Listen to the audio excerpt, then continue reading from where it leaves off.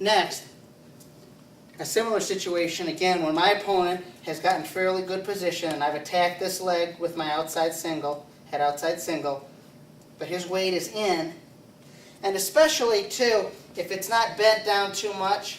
If it's bent down, a lot of times he's going to be pushing down. But if he's just kind of pushing into me here and his leg is a little bit straighter, I like this technique sometimes. Now,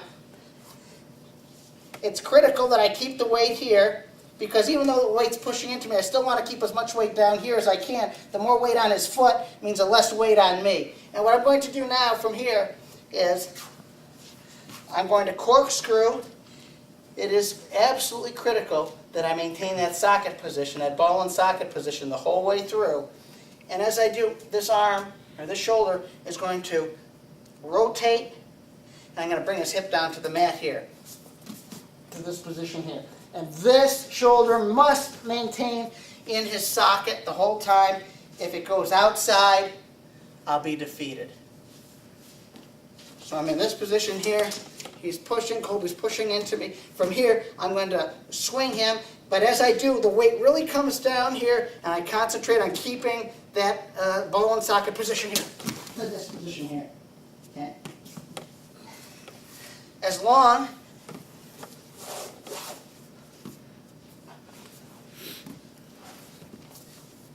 if I'm in this position here, as long as my shoulder is in that socket, I'm in good shape. A couple things about this position that are important. One, the straighter my arm is, the straighter his leg will be. The straighter his leg will be, the more difficult it is for him to pull his hip out. What his goal is to scoot his hip out so that he beats my shoulder position here. My shoulder is no longer in that socket. I'm defeated in this position. If I have a tendency to pull his leg in like this way, that allows him to scoot his shoulder, or scoot my shoulder out much easier. Conversely, notice what happens. See how my shoulder moves forward as I keep my arm straight and corkscrew it down. That one keeps his leg straight. It also pushes the shoulder more into the socket, as opposed to this way here, which tends to leave a little bit more space. So I'm up in this position here. Notice my head, I'm pushed into his lower part of his abdomen here. I'm off my knees. This leg is straight, this arm is straight. And if he scoots his hip, scoot your hip, I keep up with him. Doesn't matter. I don't let him scoot his hip and beat me. So I feel him float, and I keep that shoulder position, that ball and socket shoulder position the whole time. As long as my shoulder is on top of his hip, I'm in good shape. When we get to defense, you'll learn that as soon as his hip is on top of my shoulder, on top of my head, I'm dead meat. So it's crucial that you can keep that shoulder position. Now, a couple other things. One, in this position here, I don't want my butt up too high, because if my butt is up too high, if my body's like this, I really can't be driving down on him too much, because my leg power is up this way. I can't be pushing up this way and at the same time driving down. My goal here is lots of weight here. Okay? So if I'm up too high this way, I can't put too much weight on Colby's hip here.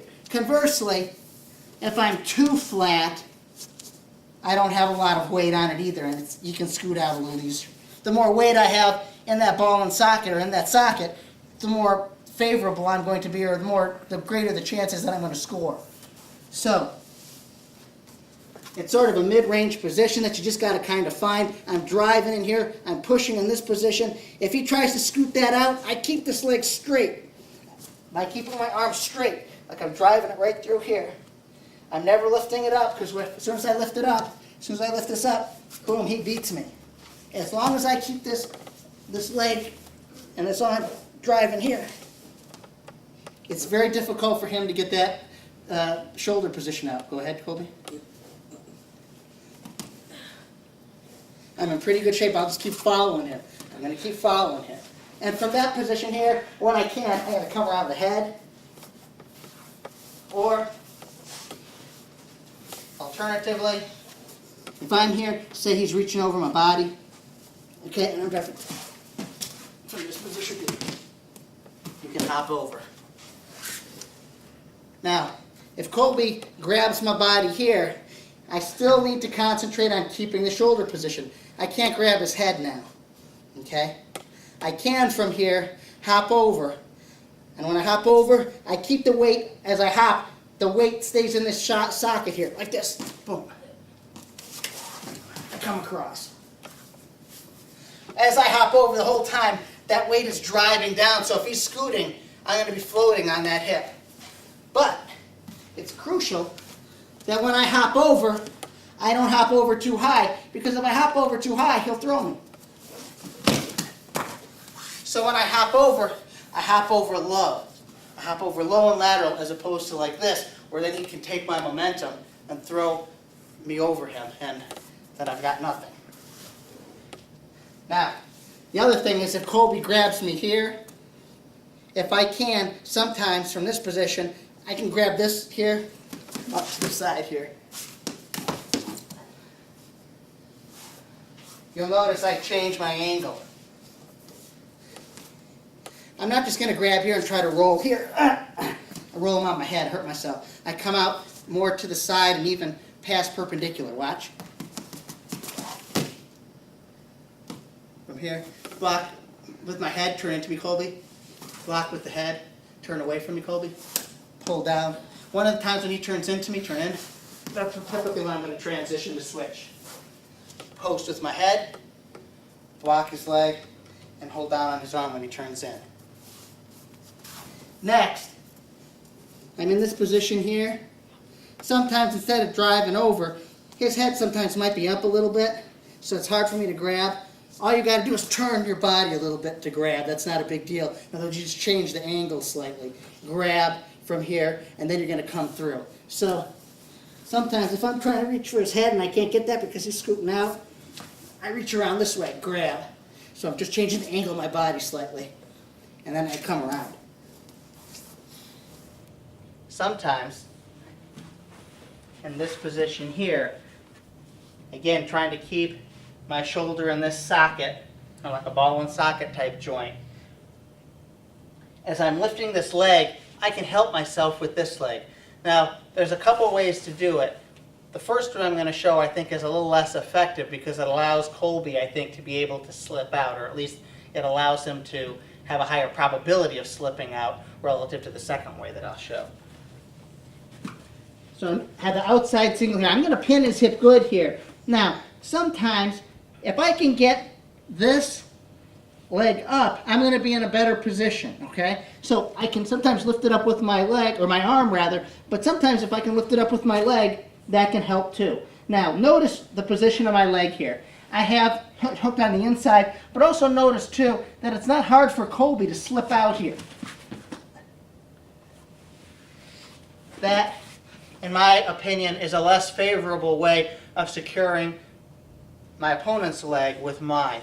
I think a way that's helpful and that helps me finish this technique is to come not inside to outside, but outside to inside. And what I mean by that is I'm in this situation here. Again, I'm pinning his hip. What I'm going to do now is not try to step over here. What I'm going to try to do is I'm going to get this foot under here like this. And I'm going to lift it up here. Now scoot your hip up, Colby. Okay, I'll be more like this here. If I have to block, I'll block here. But I can keep his hip from scooting out. Why? Because I want you to see this grip here I have on his leg. Notice there's pressure going this way with my heel and pressure going this way with my hip. So I'm kind of controlling his leg like this way and this way. From here. I'm going against his knee. My ankle is pushing this way, my hip this way.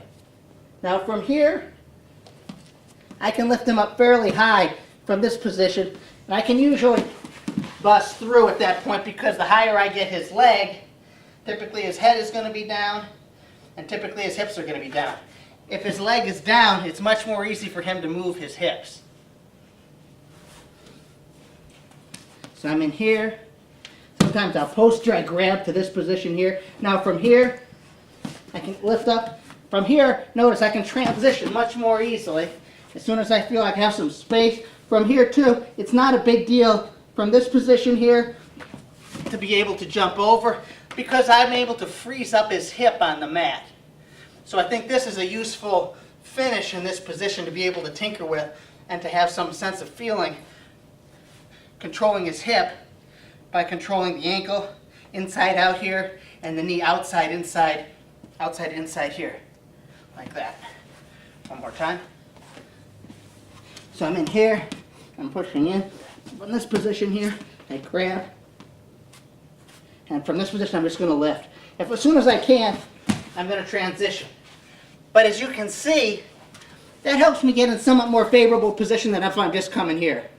Naturally too, if Kobe's not careful here, he's got to keep chintzy elbows. If he doesn't, if he reaches deep, I grab and I roll in this situation. Okay, so he keeps chintzy elbows here. Again, I just scoot up in this position here. Like in wrestling, you'll get back points in freestyle, and in college style or submission wrestling, that type of thing, you're just in more favorable position to ultimately transition to a finish because you're securing your opponent better.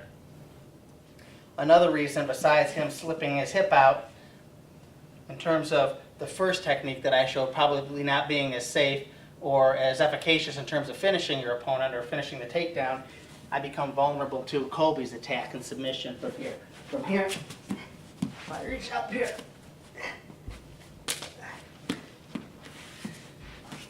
whereas in this situation,